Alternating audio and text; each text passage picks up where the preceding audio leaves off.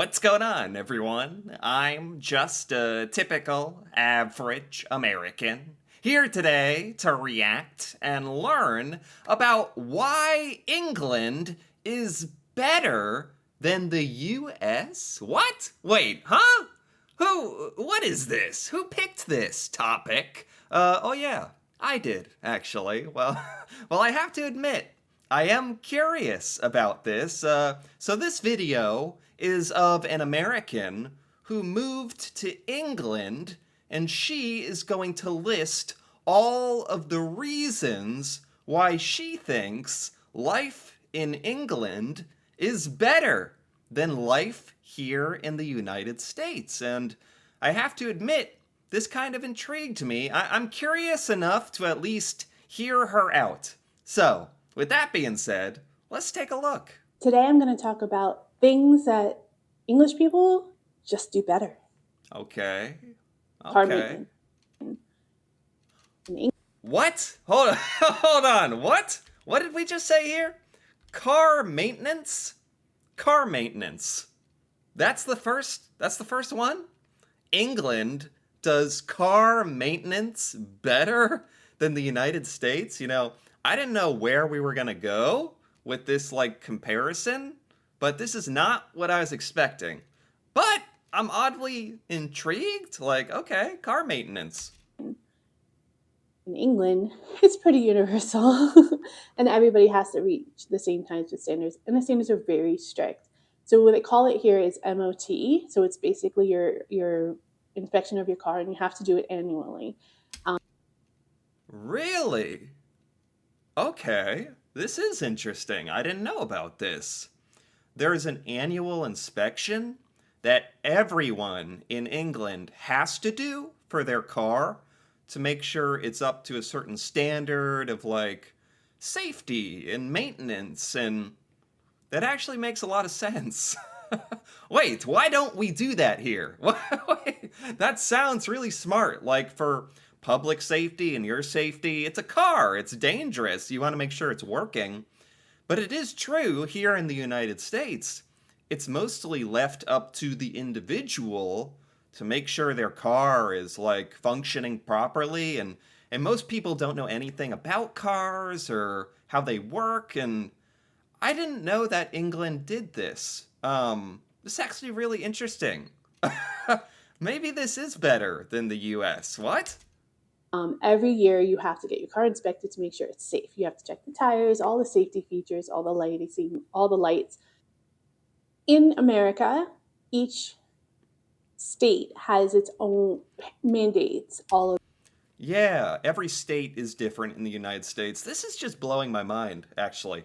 The idea of a mandatory car inspection every year.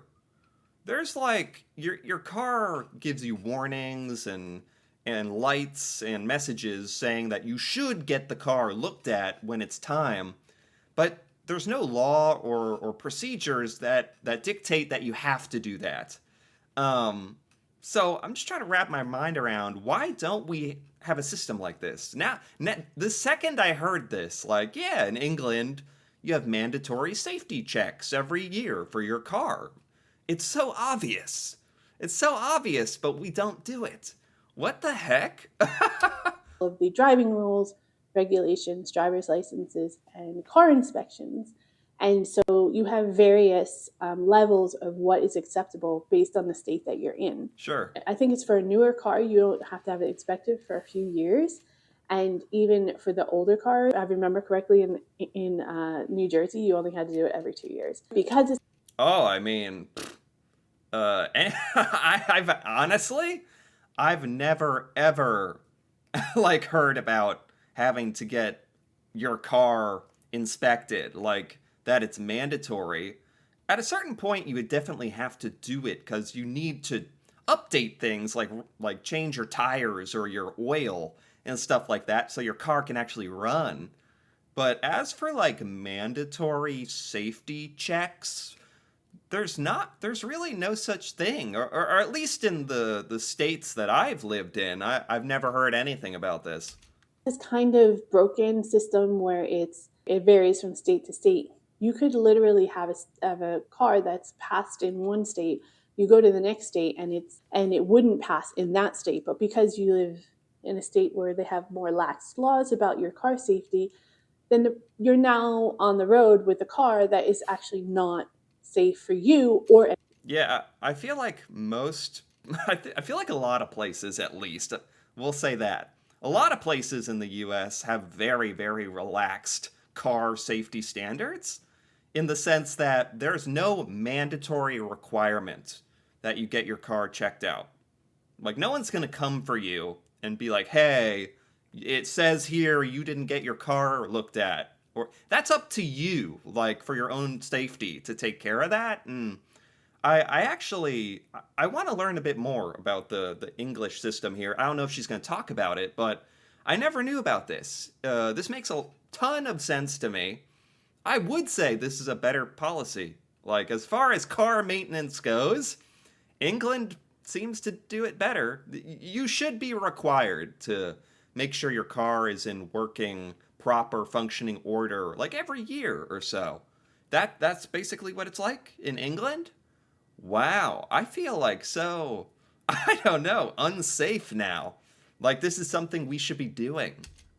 anyone else around you. I definitely think that the car maintenance and the vehicle regulations are done much better here in England. Yeah. Huh. Sketch comedy. Sketch comedy. Sketch comedy. Okay. I mean, this one I'm not even gonna begin to argue with. The car maintenance thing I was like confused about, but I've come around on. Okay. That's a point for England. Sketch comedy, I'm already conceding this one because, like, Britain as a whole is known for comedy. It's famous British comedy. So, yes, I think I think I'm already in agreement with this one.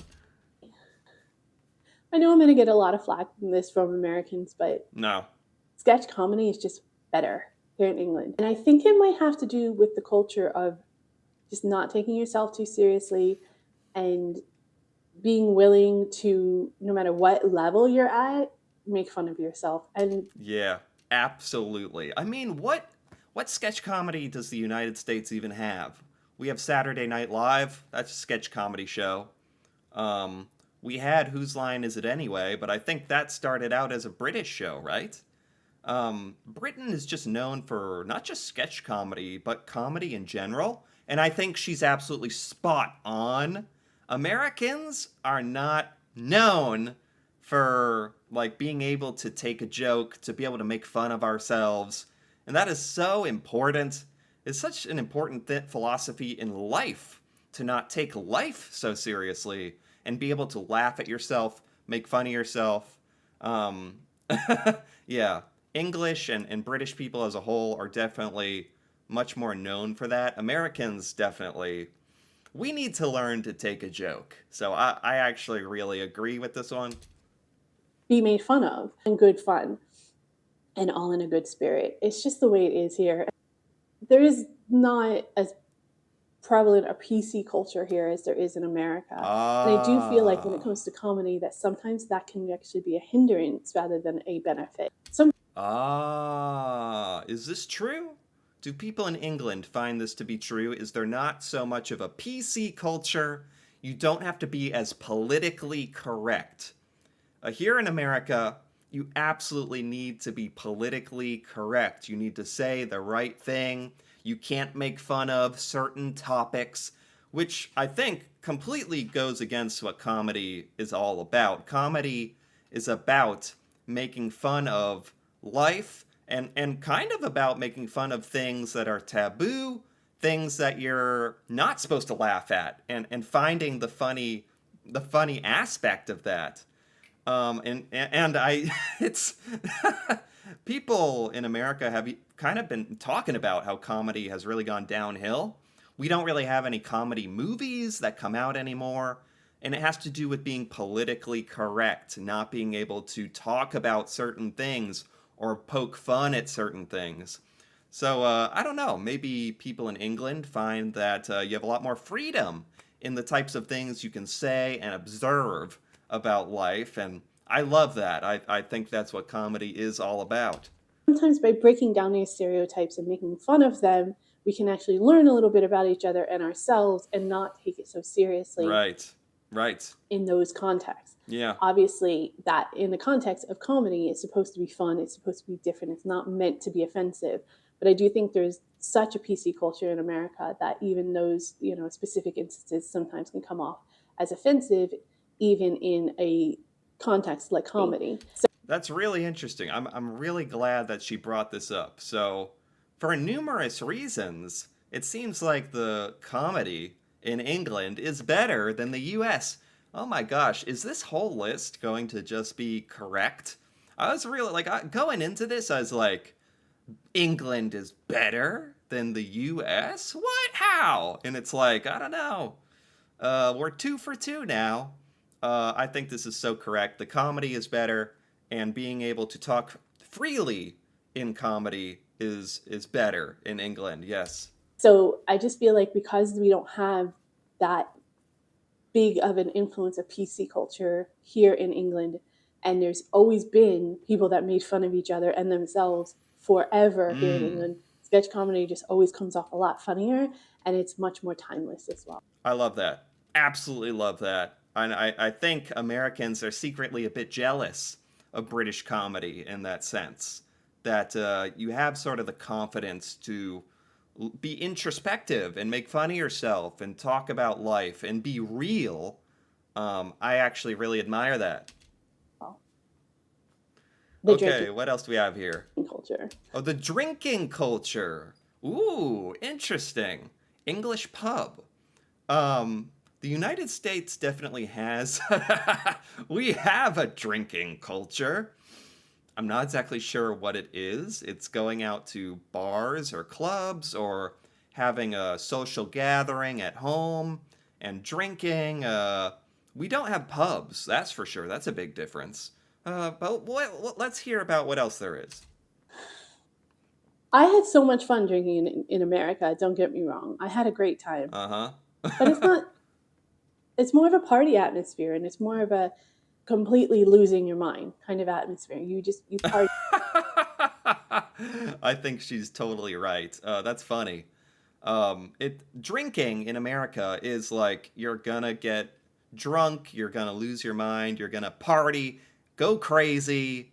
That is the mentality for many, many, many Americans. That's the point of drinking and alcohol. If you're American, that's what the point is. So, how is it different in England exactly?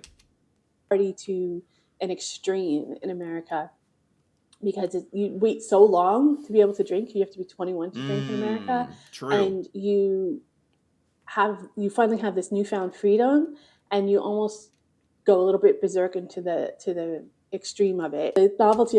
Good point. Good point.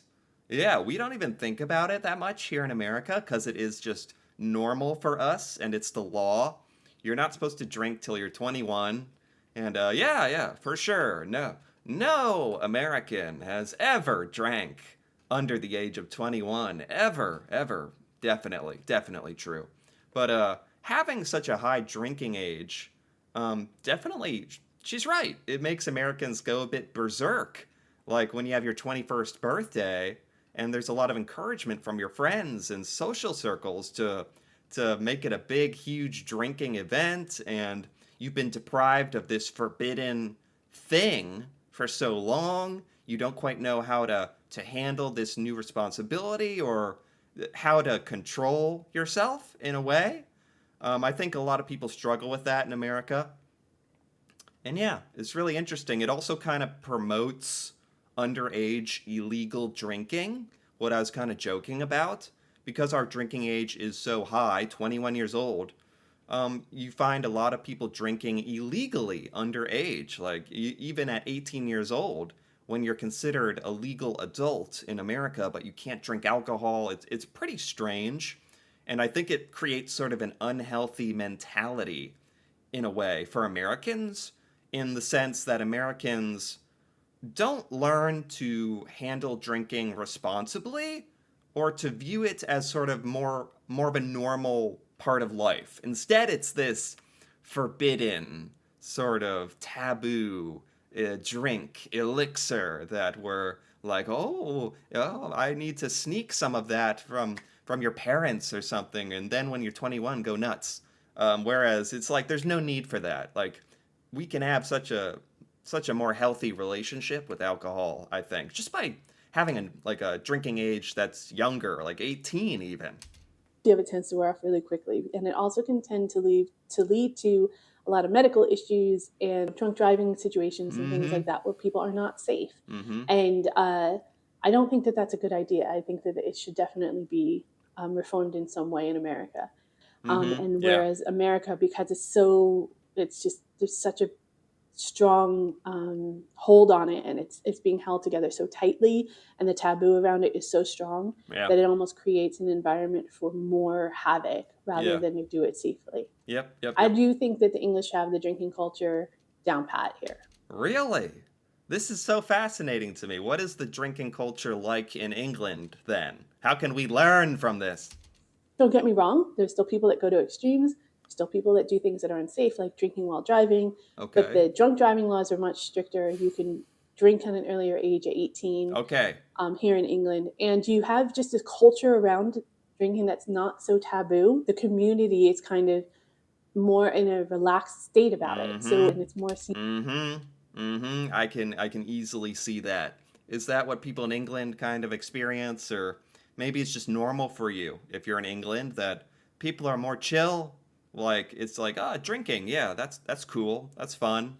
But it's not like drinking, yeah. Oh my god, finally. Like, yeah, I can see the difference here.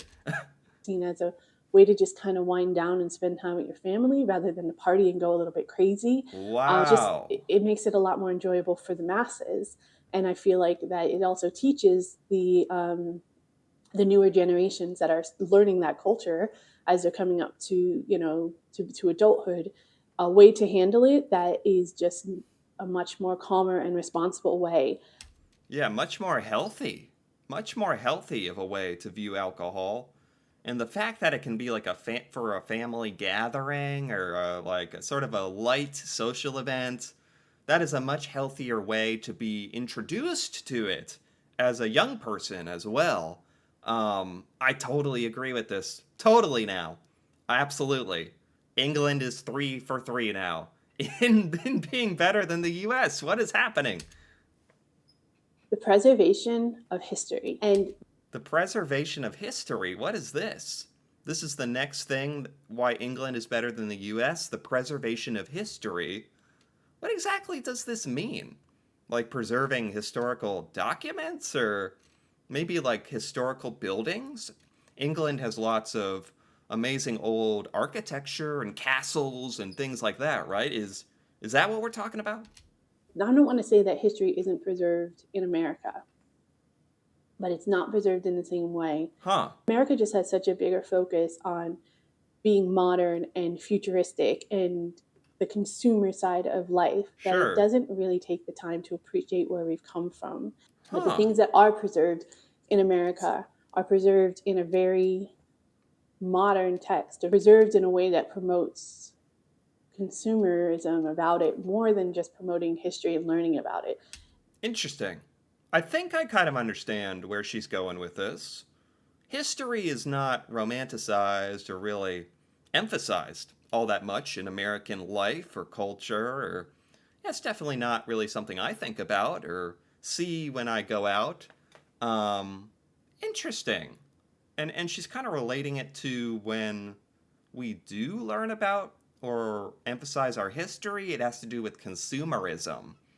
Like, the only time we care about our history is when we visit Washington, D.C., and buy a gift shop copy of the Declaration of Independence or something? I don't know. And I think that that is a huge detriment to society in a way because you can't really appreciate where you're going unless you appreciate where you've been. Sure. Here in England, there's so many things that are just in your face constantly about the history of England, and they're Really? extremely proud of it. And of course, Really? This is a big difference. It's hard to quantify as an American because we're talking about in America, it's there's the absence of this. So I don't even know what to think about with this topic, because that's the problem, is that it's absent from our culture. If I think about it, England and Britain, you have like royal like seals and emblems on some of the food packaging. I don't know. You certainly have the monarchy, which is a reminder of history. You have buildings and architecture, castles that are a reminder of history. I think she's saying that in English culture, there's just a lot more reminders and homages and references to history, English history, in daily life than you'll ever find here in America. I think that's what we're saying. It's been around a lot longer than America, so there's of course going to be a lot more things readily available to look at, and the Yes. space as well, Yes. right? Yes. Because it's a smaller country, you'll have access to a lot more things than you would in America because it is difficult to travel Sure. cross country and things like that in America. There are museums that are completely free here. There are castle grounds and Ah. ruins that you don't have to pay for to go see. You can just go and see. Wow. Well, okay. Museums that are open to the public, castles and ruins, and I mean that's stuff that we it doesn't even exist here in America, so we can't even possibly do that. So that might explain some of the difference here, why the difference exists. And be a part of it. And you could picnic outside of a castle and things like that without having to pay for it. And that is Wow. just stuff like that is just unheard of in America. Yeah. Something I think that True. England does really, really well. And I hope they keep it up because it is a very, very special thing about England that they should preserve as much as they possibly can. Wow. Okay. Really, really interesting.